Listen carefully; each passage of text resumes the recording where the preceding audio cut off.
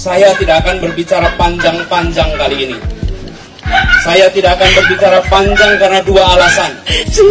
Pertama, biarkan kerja Pemprov DKI Jakarta selama 5 tahun terakhir ini mereka yang berbicara. Biarkan karya-karya itu menjadi bukti nyata.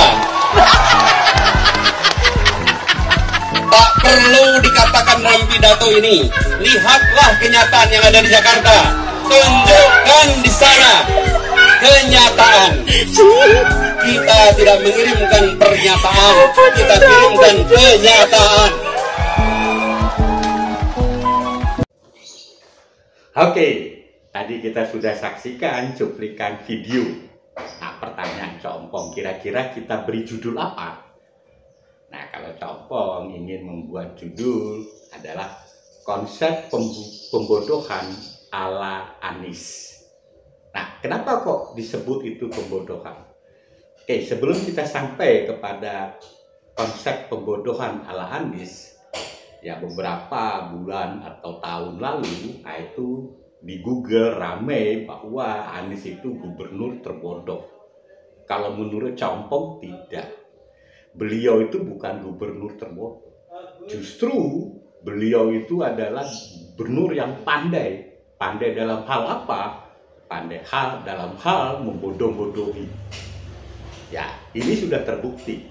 Ya, ketika pejabat gubernur Heru Budi Hartono menjabat sebagai gubernur Jakarta, itu terlihat sekali bahwa memang seorang Anies itu membodohi warga Jakarta. Oke, kita lihat pembodohan pertama. Ketika Anies ingin membuat kota Jakarta lebih cantik pada saat Asian Games, beliau membangun patung bambu.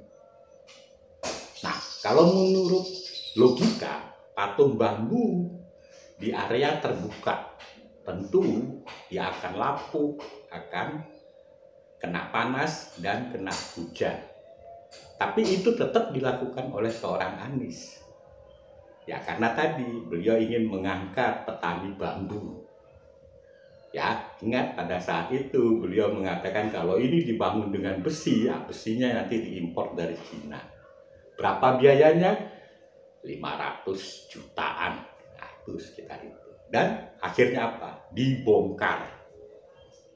Oke, itu yang pertama. Yang kedua kita lihat patung sepatu. Ya, dibangun. Tidak lama kemudian juga dibongkar. Nah, pada saat Asian Games, ya kali hitam itu bau. Ya, nah bagaimana untuk supaya agar itu tidak bau? Nah, Anies Baswedan menutupnya dengan jaring, ya, menggunakan waring. Berapa biayanya? Fantastis, 580 juta. Akhirnya apa? Akhirnya dibongkar.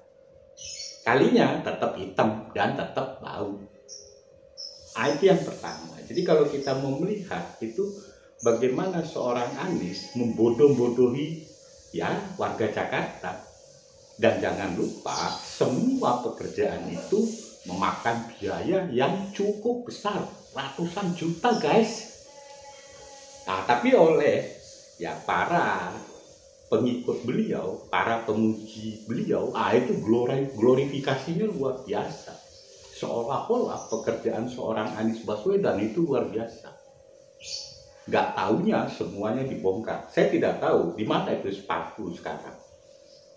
Yang ketiga kita lihat bagaimana beliau pada saat ingin menurunkan ya tersebarnya COVID di Jakarta.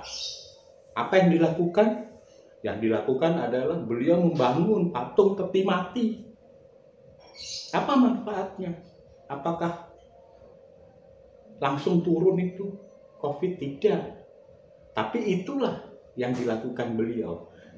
Ya, tapi di sisi lain bantuan sosial yang harusnya tersalurkan kepada kaum miskin saat itu tidak dilakukan. Bahkan di Tenggarai akhir-akhir ini ditemukan 1.000 ton beras yang membusuk. Nah itu.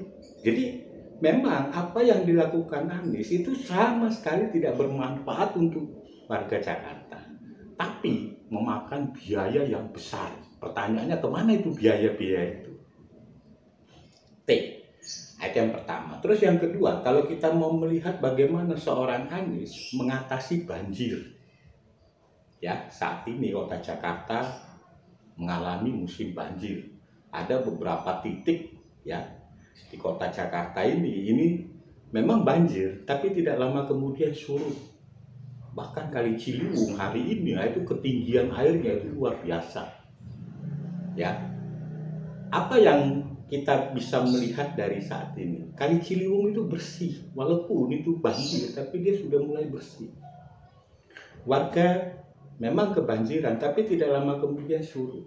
Nah, sementara Anies dalam menanggulangi banjir, kalau kita lihat, pertama dia menggunakan toa, ya, RT RW disuruh muter-muter, teriak-teriak pakai toa.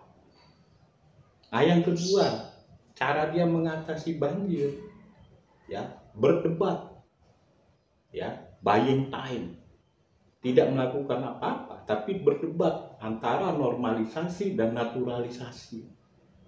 Ya, sampai-sampai Menteri PUPR mengatakan, dia sekolah tinggi-tinggi bukan untuk berdebat, tapi untuk melakukan sesuatu dengan ilmu pengetahuan yang dia miliki.